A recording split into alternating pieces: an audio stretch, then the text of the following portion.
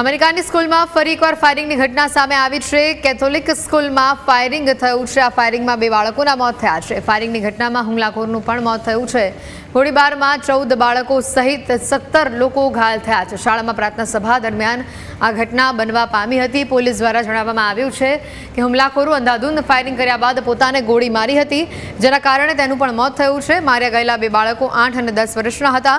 ઘટના સમયે બંને બાળકો બેન્ચ ઉપર બેઠા હતા। હુમલાખોર પાસે 3 હથિયારો હતા, એક રાઇફલ, એક શોટગન અને એક પિસ્તોલ।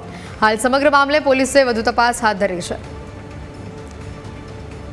હાલ જે 2 બાળકોના મોત થયા છે તેઓના પરિવારમાં શોકનો માહોલ છે। તેઓની પણ પૂછપરછ કરવામાં આવશે। આ હુમલાખોર કોણ હતો, કોણે તેને આ પ્રકારનું કૃત્ય કરવા માટે કામ સોંપ્યું હતું, તેની પાછળ અન્ય કોઈ જવાબદાર છે કે કેમ, તેને લઈને તપાસ કરવામાં આવશે। હાલ આ ઘટનામાં મોટી વાત એ છે કે જે હુમલાખોરે હુમલો કર્યો હતો તેણે બાળકોને માર્યા બાદ પોતાને પણ ગોળી મારી દીધી હતી।